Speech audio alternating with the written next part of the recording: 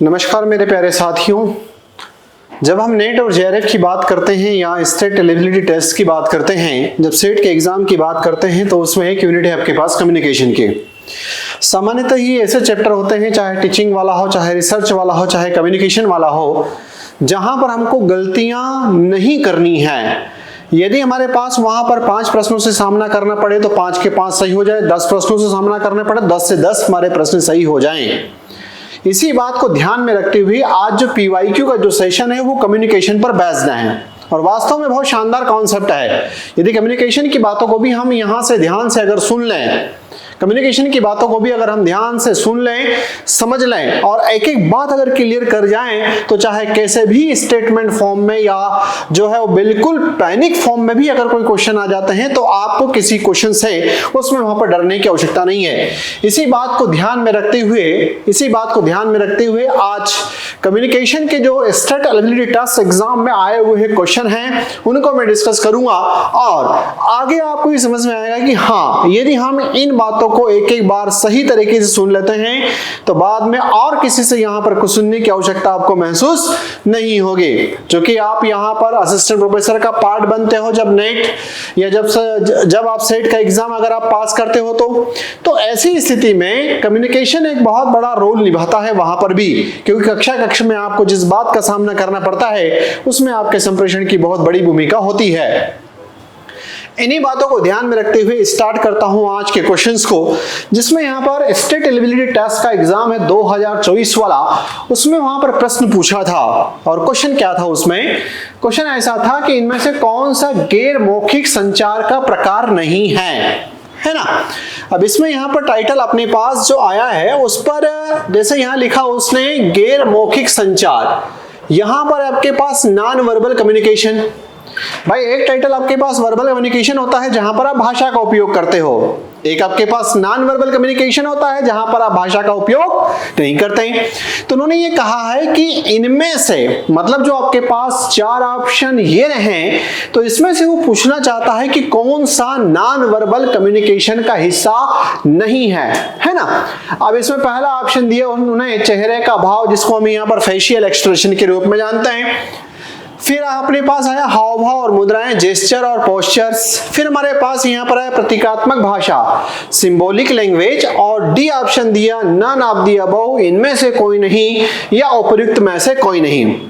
क्या आंसर होगा आपका? बिल्कुल। अब इसमें यहाँ पर देखो क्या है, यहां पर आपने कहा कि चेहरे का भाव या फेशियल एक्सप्रेशन ये क्या नॉन वर्बल कम्युनिकेशन है? Answer yes.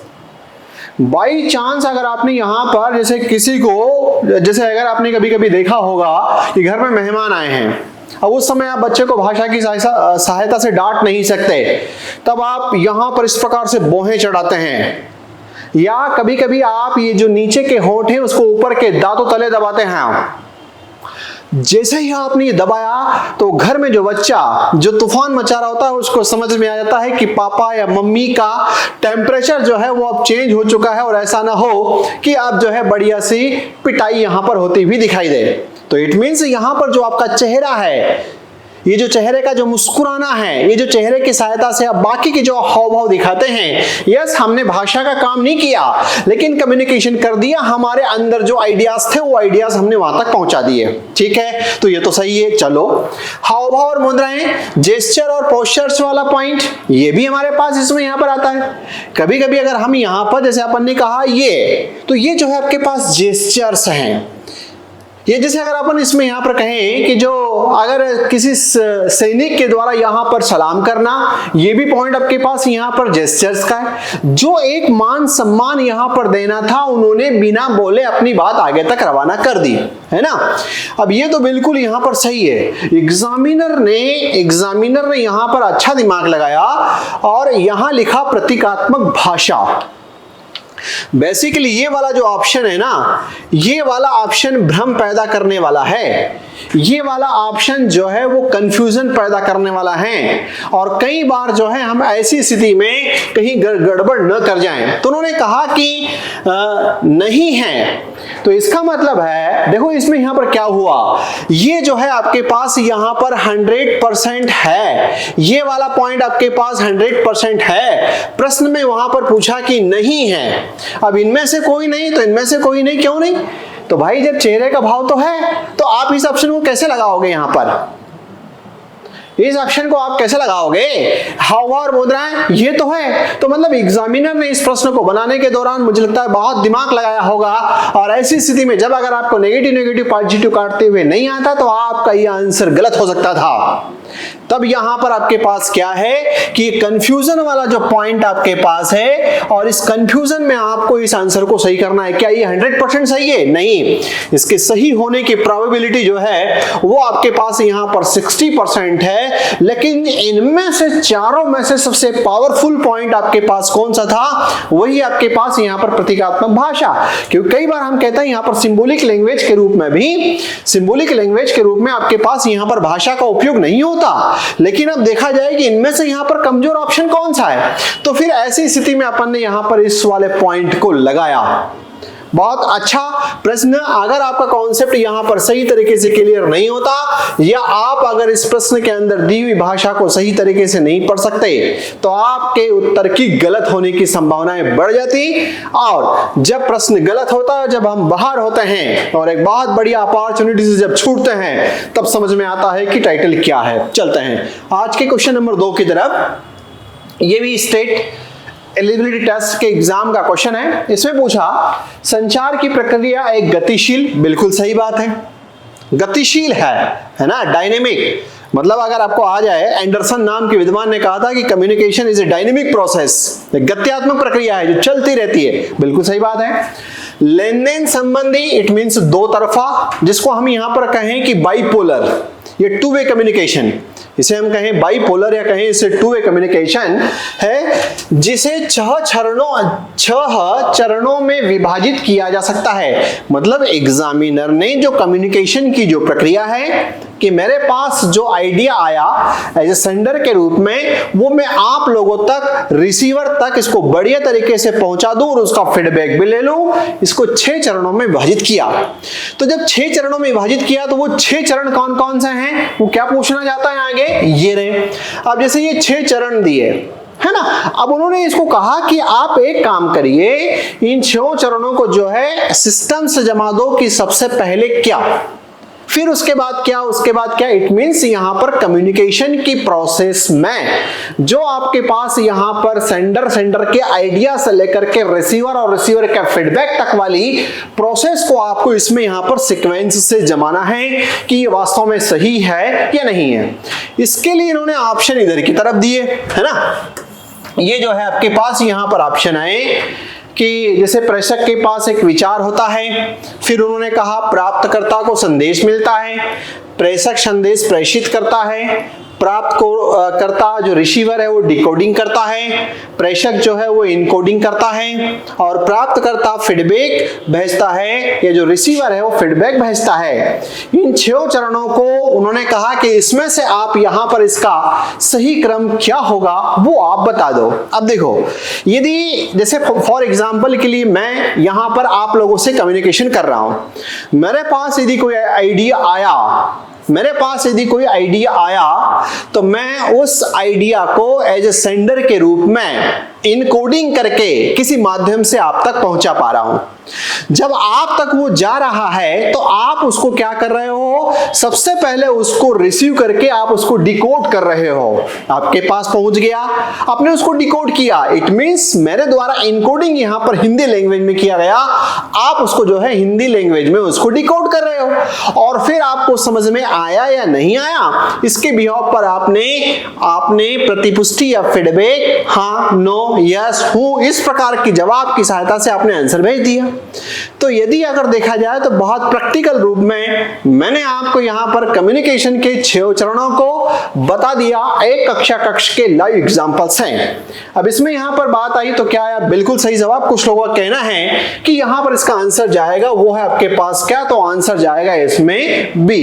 कैसे, तो उन्होंने कहा कि सबसे पहला पॉइंट आपके पास यहां पर क्या है, एक नंबर पर ये कि जो मैं सेंडर हूं, मेरे पास एक आइडिया आया, फिर उसके बाद में उस आइडिया को मैंने यहां पर क्या किया, तो उस आइडिया को मैंने इनकोड किया।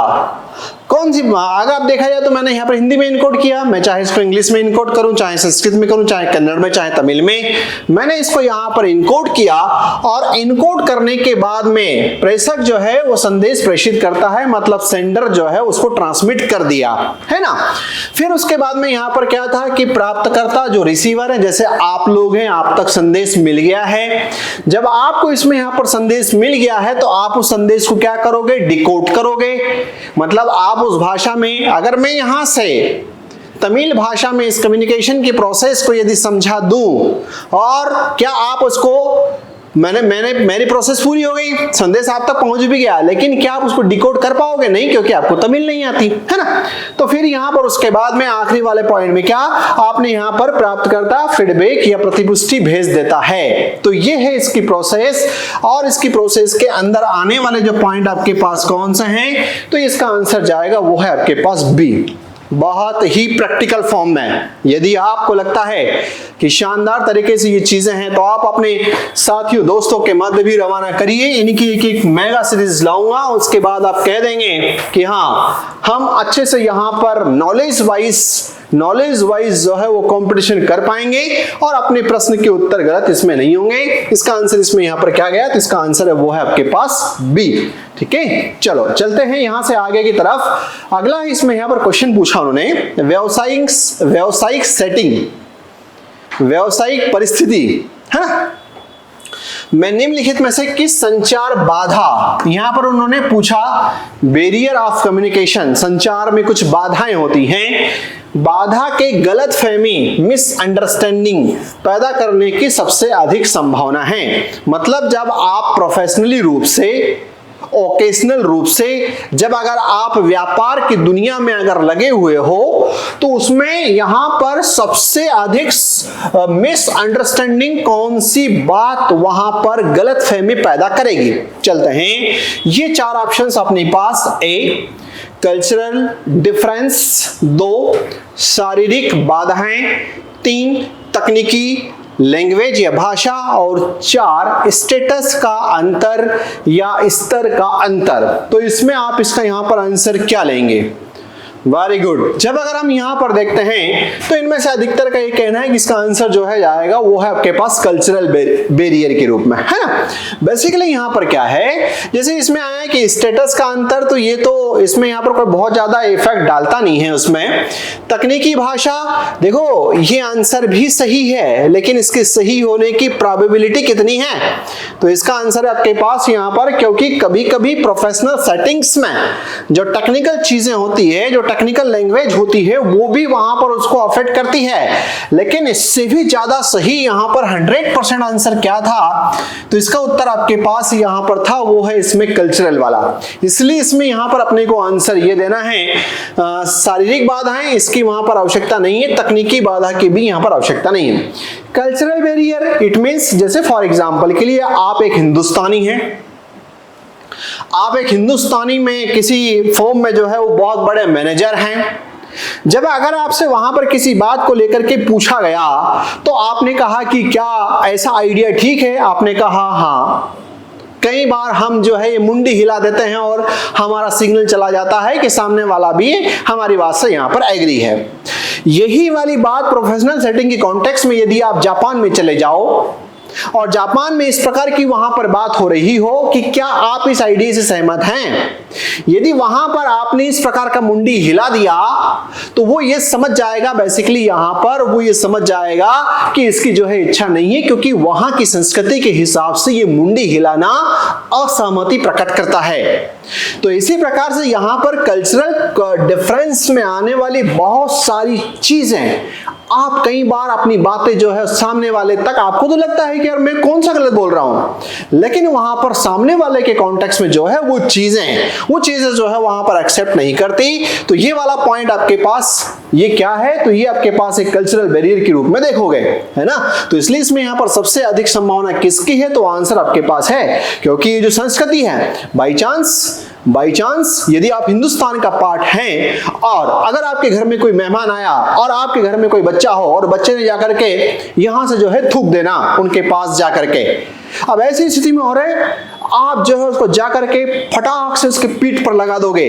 लेकिन यही चीज जब अगर आप यहां पर कुछ ऐसे देश हैं जहां पर अगर अपन देखें तो वो जब आमने सामने एक दूसरे से मिलते हैं तो ये एक दूसरे के ऊपर और विशेष करके मुख के ऊपर ही थूकते हैं, उस चीज को उनकी संस्कृति में अच्छा माना जाता है, लेकिन आपके यहां नहीं।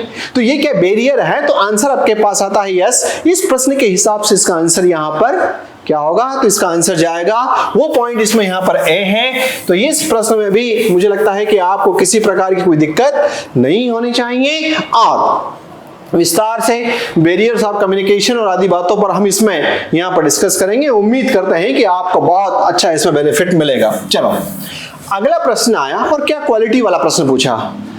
आप एक डायरी या जर्नल रखते हैं, है ना, जहां आप दिन भर में हुई हर चीज का हिसाब रखते हैं। सही बात है, यह एक उदाहरण है। आप एक डायरी या जर्नल रखते हैं जहां आप दिन भर में जो भी एक्टिविटी हुई उसका हिसाब किताब उसमें वहां पर लिखते हैं। यह एक उदाहरण है।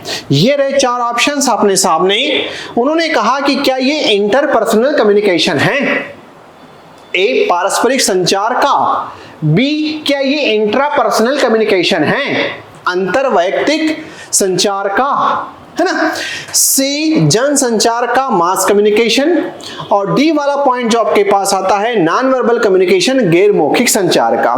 अब देखो कभी कभी हमारा ये लॉजिक रहता है कि आप अपनी जगह सब ठीक हो, लेकिन मेरे हिसाब से आपको अंग्रेजी पढ़ना चाहिए, क्योंकि कभी कभी ये जो ट्रांसलेशन वाला जो पॉइंट आपके पास होता है ना, ये कहीं आपको निपटा ना दे।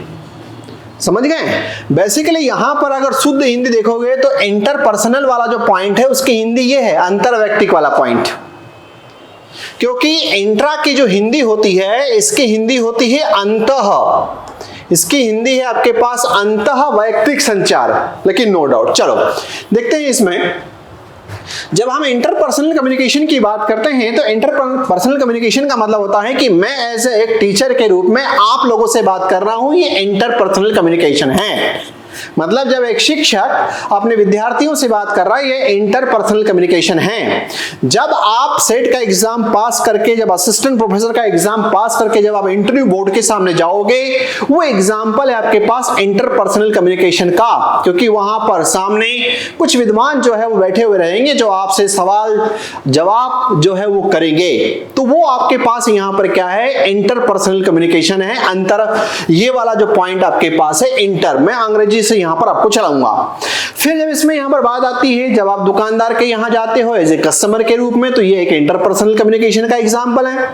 जब एक मां अपने बच्चे से बात कर रही है, जब माता पिता आपस में बात कर रहे हैं, जब बच्चा और दादा आपस में बात कर रहे हैं, जब दादा एक दूसरे वाले उनके दोस्त से सब बात कर रहे हैं, तो इसका मतलब है कि ये सारे टाइटल आपके पास इंटरपर्सनल कम्युनिकेशन के एग्जांपल हैं। अब यहां पर है इंट्रा। इंट्रा का मतलब होता है खुद से बातें करें। मैं ऐसा कर लूंगा, पेपर तो आन दो, फोड़ दूंगा, पता चला उसी ने फोड़ दिया, है ना। क्यों? क्योंकि कॉन्सेप्ट जो है वो सतही थे, सही ढंग से पढ़ा हुआ नहीं था और हमने किसी भी एग्जाम को जो है मजाक के रूप में ले लिया, उसने फोड़ दिया हमको। तो यहां पर मेरे से जो है इस प्रकार के प्रश्न पूछे जाएंगे तो इसका जवाब ऐसा दूंगा। तो जब कोई व्यक्ति खुद से जब बात करता है तो इस प्रकार की जो बातें होती है वो आपके पास इंट्रापर्सनल कम्युनिकेशन होता है अपने से। अभी जो डायरी लिखना, जो जनरल लिखना, इसमें आपने व्यक्ति अपने आप से यहां पर खुद से बातें कर रहा है, तो ये आपके पास इसमें एग्जाम्पल क्या जाएगा? तो इसका आंसर आपके पास है यहां पर, वो है इसमें बी। ठीक है। फिर यहां पर आया जनसंचार का मास कम्युनिकेशन, ये था नहीं इसका उत्तर। ये वाला पॉइंट भी इसका नहीं है। मास कम्युनिकेशन, जनसंचार, जिसको सार्वजनिक संचार कहें हम, पब्लिक कम्युनिकेशन के रूप में कहीं ना कहीं हम यहां पर देखते हैं, तो इसका हिस्सा है नहीं। नॉन वर्बल कम्युनिकेशन अभी देखा, जहां पर भाषा का उपयोग नहीं हो रहा है, जहां पर भाषा का उपयोग नहीं हो रहा है, हम हमारे चेहरे के हाव भाव से, हमारे गेस्चर्स से आदि की सहायता से जो करते हैं, तो वो इसमें जाता है, तो ये भी इसका उत्तर नहीं है। अब यहां पर ऐसी स्थिति में इसका आंसर क्या है, तो इसका आंसर आपके पास इंट्रापर्सनल है ना।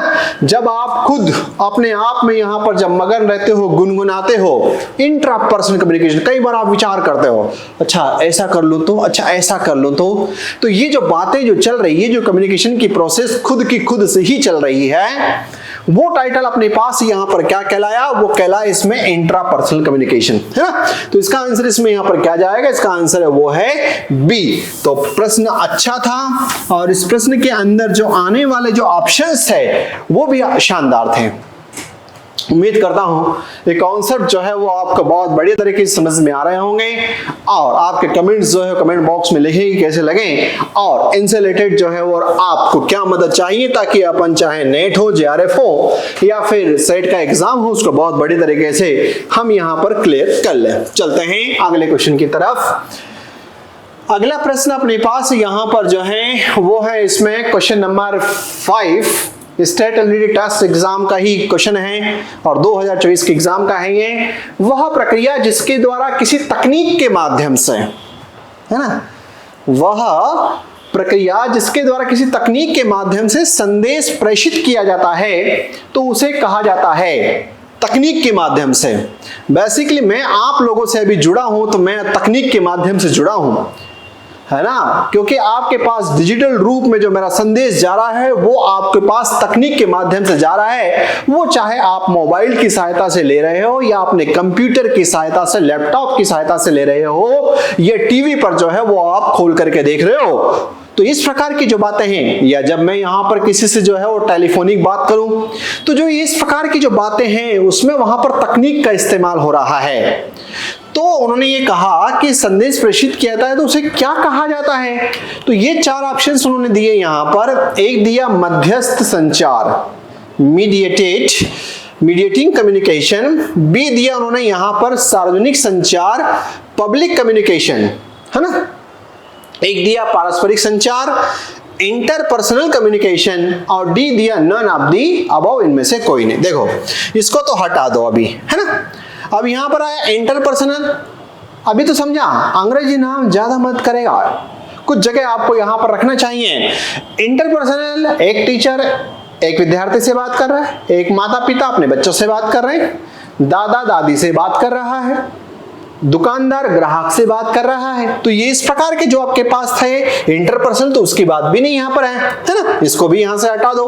पब्लिक कम्युनिकेशन, अभी देखा कि जैसे फॉर एग्जांपल के लिए किसी नेताजी के द्वारा या भारत के प्रधानमंत्री के द्वारा या किसी राज्य के मुख्यमंत्री के द्वारा अपने फॉलोअर्स को, अपने अनुयायियों को भाषण देना, तो वहां पर आपके पास पब्लिक कम्युनिकेशन होगा, है ना, वहां पर आपके पास पब्लिक कम्युनिकेशन होगा। या किसी संत महात्मा पुण्य आत्मा के द्वारा अपने जो अनुयायी हैं उनको वहां पर धर्म आदि से रिलेटेड बातें बताना, ये टाइप के पास आपके पास यहां पर क्या है, पब्लिक कम्युनिकेशन। उसकी बात भी इसमें नहीं है, बिल्कुल सही बात। तो जब अगर अपन इसमें यहां पर देखेंगे तो अब एक ही बच गया, मीडिएटर, और वो बच गया आपके पास यहां पर। तो इसका उत्तर क्या है, उन्होंने कहा कि जब हम यहां पर किसी संदेश को लोगों तक पहुंचाने के लिए मीडिएटर के रूप में एक तकनीक का उपयोग कर रहे हैं, तो वो हमारे पास यहां पर क्या कहलाता है, उसे मध्यस्थ संचार या उसे मीडिएटिंग कम्युनिकेशन के नाम से जानते हैं। और इसमें आपने कहा यहां पर कि चाहे आप रेडियो की सहायता से, चाहे टेलीविजन की सहायता से, चाहे लैपटॉप मोबाइल की सहायता से, या आप और किसी इंटरनेट के माध्यम की सहायता से जब आप इंफॉर्मेशन को कलेक्ट कर रहे हैं या आपके पास संदेश जो है मैसेज जा रहा है, तो वो टाइटल है आपके पास मीडिएटिंग कम्युनिकेशन का। इट मींस यहां पर आपके पास ये जो है कॉन्सेप्ट समझ में आ गया होगा कि इसमें भी हमको यहां पर क्या करना था। ठीक है, तो ये जो आज के स्टेट एलिजिबिलिटी टेस्ट के एग्जाम में यहां पर कम्युनिकेशन से रिलेटेड जो 5 क्वेश्चंस आए थे, उम्मीद करता हूं कि आप तक बड़ा सरल और सहज भाषा में प्रेषित हुए होंगे और आपको इससे यहां पर बेनिफिट मिलेगा। ठीक है, तो आज इस सेशन को मैं या इस प्रकार की बातों को जो प्रीवियस ईयर पीवाईक्यू वाला है, इस पॉइंट को यहीं पर विराम देता हूं। फिर अच्छे से और क्वालिटी वाले प्रश्नों को अपन लेकर के इनकी सीरीज ऑन बहुत शानदार तरीके से शुरुआत करते हैं, है ना। तो आज सेशन को विराम। जय हिंद, जय भारत।